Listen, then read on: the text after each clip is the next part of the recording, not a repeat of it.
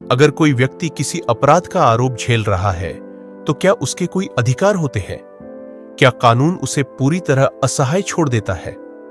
नहीं, बिल्कुल नहीं। भारतीय संविधान और आपराधिक न्याय प्रणाली अभियुक्त को कई महत्वपूर्ण अधिकार देती है ताकि न्याय सुनिश्चित हो सके और कोई निर्दोष व्यक्ति अन्याय का शिकार न बने।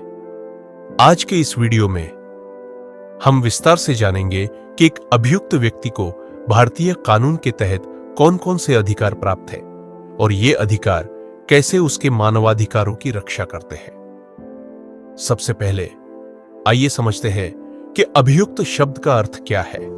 अभियुक्त वह व्यक्ति होता है जिस पर किसी अपराध का आरोप लगाया गया हो। वह अदालत में मुकदमा झेल रहा होता है, लेकिन जब तक न्यायालय उसे दोषी न ठहरा दे, वह निर्दोष माना जाता है। यह भारतीय कानून का मूल सिद्धांत है। हमारे संविधान का अनुच्छेद 21 जीवन और व्यक्तिगत स्वतंत्रता का अधिकार कहता है कि किसी व्यक्ति को उसके जीवन या स्वतंत्रता से केवल विधि द्वारा स्थापित प्रक्रिया के अनुसार ही वंचित किया जा सकता है। इसका मतलब है कि अभियुक्त व्यक्ति को भी पूरी न्यायिक प्रक्रिया के दौरान उचित अवसर, सम्मान और संरक्षण मिलना चाहिए। आइए जानते हैं अभियुक्त के मौलिक अधिकारों के बारे में।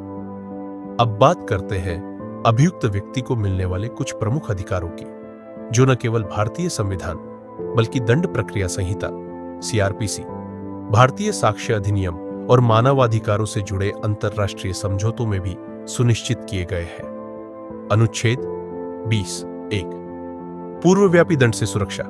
अभियुक्त को ऐसे अपराध के लिए दंड नहीं दिया जा सकता जो अपराध के समय कानून में अपराध घोषित न रहा हो। अनुच्छेद 20(2) दोहरी सजा से संरक्षण (JP). किसी व्यक्ति को एक ही अपराध के लिए 2 बार सजा नहीं दी जा सकती।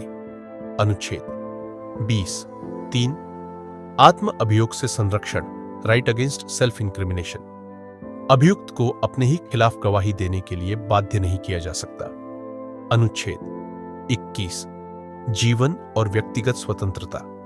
किसी भी व्यक्ति को उसकी स्वतंत्रता से तभी वंचित किया जा सकता है जब कानून में उचित प्रक्रिया का पालन हो।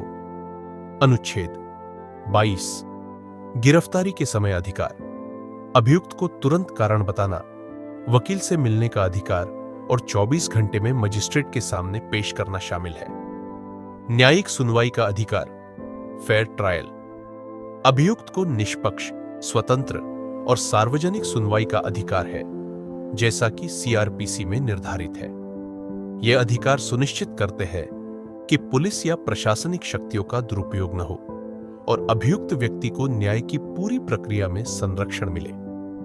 आइए जानते हैं गिरफ्तारी के समय अभियुक्त के अधिकार के बारे में। जब किसी व्यक्ति को पुलिस द्वारा गिरफ्तार किया जाता है तो उस क्षण से ही उसके कुछ कानूनी अधिकार सक्रिय हो जाते हैं। इनमें सबसे प्रमुख है कारण जानने का अधिकार। CRPC की धारा 50 के अनुसार किसी भी गिरफ्तार व्यक्ति को यह जानकारी देना आवश्यक है कि उसे क्यों गिरफ्तार किया जा रहा है। जमानत का अधिकार। अगर अपराध जमानती हो, क्राइम पीस की धारा 50(2) के तहत अगर अपराध जमानती है तो अभियुक्त को जमानत का अधिकार होता है। वकील से मिलने का अधिकार। संविधान के अनुच्छेद 22(1) के अनुसार अभियुक्त को अपने पसंद के वकील से सलाह लेने और प्रतिनिधित्व पाने का अधिकार है। 24 घंटे के भीतर मजिस्ट्रेट के समक्ष प्रस्तुत करना। CRPC की धारा 57 और संविधान का अनुच्छेद 22(2) स्पष्ट रूप से कहते हैं कि गिरफ्तार व्यक्ति को 24 घंटे के भीतर मजिस्ट्रेट के समक्ष पेश किया जाना चाहिए। चुप रहने का अधिकार। अभियुक्त को पूछताछ के दौरान अपने मौन रहने का अधिकार प्राप्त है, जो आत्म अभियोग से संरक्षण के अंतर्गत आता है। परिवार को सूचना देने का अधिकार। DK बासु बनाम पश्चिम बंगाल राज्य 1977 के ऐतिहासिक निर्णय में सुप्रीम कोर्ट ने निर्देश दिया कि गिरफ्तार व्यक्ति के परिवार या मित्र को गिरफ्तारी की सूचना देना अनिवार्य है। ये सभी अधिकार यह सुनिश्चित करते हैं कि गिरफ्तारी के दौरान किसी व्यक्ति के साथ अन्याय न हो और उसे उचित न्यायिक प्रक्रिया मिल सके। आइए सुनवाई और ट्रायल के समय अभियुक्त के अधिकार को समझते हैं। मुकदमे की प्रक्रिया के दौरान भी अभियुक्त को कई महत्वपूर्ण अधिकार प्राप्त होते हैं। निष्पक्ष और सार्वजनिक सुनवाई। सीआरपीसी की धारा 273 के अनुसार अभियुक्त को उसकी उपस्थिति में मुकदमे की कार्यवाही सुनने का अधिकार है। गोपनीयता का अधिकार। विशेष मामलों में यदि अपराध यौन शोषण या बाल शोषण से जुड़ा हो तो सुनवाई बंद कमरे में की जा सकती है ताकि अभियुक्त और पीड़ित दोनों की गरिमा की रक्षा हो। दोष सिद्धि से पहले निर्दोष माने जाने का अधिकार। Presumption of innocence. जब तक अभियुक्त पर आरोप सिद्ध न हो जाए वह कानूनन निर्दोष माना जाता है। साक्ष्य और गवाहों को चुनौती देने का अधिकार। अभियुक्त को यह अधिकार है कि वह अभियोजन पक्ष के गवाहों से जिरह कर सके और अपना बचाव प्रस्तुत कर सके। वकील द्वारा प्रतिनिधित्व। यदि अभियुक्त निर्धन है और निजी वकील नहीं रख सकता तो सीआरपीसी की धारा 304 के अनुसार राज्य उसके लिए मुफ्त कानूनी सहायता उपलब्ध कराता है। मौन रहने और आत्म अभियोग न करने का अधिकार। अभियुक्त को यह छूट है कि वह खुद के खिलाफ कोई बयान न दे। अपनी सफाई में गवाह पेश करने का अधिकार। भारतीय साक्ष्य अधिनियम के अनुसार अभियुक्त अपने पक्ष में गवाह पेश कर सकता है। दोषी ठहराए जाने के बाद अपील का अधिकार। यदि अभियुक्त को दोषी ठहराया जाता है तो उसे उच्च न्यायालयों में अपील का अधिकार है। क्रॉस एग्जामिनेशन, जिरह का अधिकार। अभियुक्त अभियोजन पक्ष के गवाहों की सत्यता की जांच कर सकता है। इन सभी अधिकारों का उद्देश्य यही है कि अभियुक्त को उचित मौका मिले अपने पक्ष को रखने का और न्याय की प्रक्रिया पूरी तरह निष्पक्ष हो। आइए देखते हैं कुछ न्यायिक उदाहरण और ऐतिहासिक केस। भारत के कई ऐतिहासिक मामलों ने अभियुक्तों के अधिकारों को मजबूत करने का कार्य किया है। आइए कुछ प्रमुख उदाहरण देखें।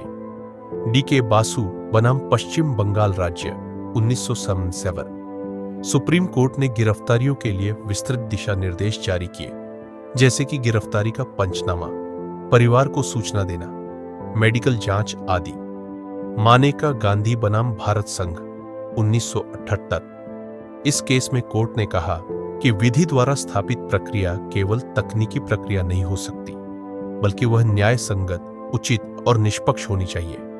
हुसैनरा खातून बनाम बिहार राज्य। इस केस में कोर्ट ने रेखांकित किया कि गरीब अभियुक्तों को कानूनी सहायता न मिलना अनुच्छेद 21 का उल्लंघन है। सेल्वी बनाम कर्नाटक राज्य 1010। कोर्ट ने आत्म अभियोग से संरक्षण को और विस्तार देते हुए कहा कि नार्को टेस्ट या पॉलीग्राफ टेस्ट बिना सहमति के नहीं किया जा सकता। ये सभी फैसले यह सिद्ध करते हैं कि न्यायपालिका अभियुक्त व्यक्ति के अधिकारों की रक्षा के लिए सजग और सक्रिय है। अंत में यही कहा जा सकता है कि अभियुक्त व्यक्ति भी एक नागरिक होता है और उसे तभी सजा दी जानी चाहिए जब पर्याप्त सबूत और निष्पक्ष सुनवाई के बाद अपराध सिद्ध हो जाए।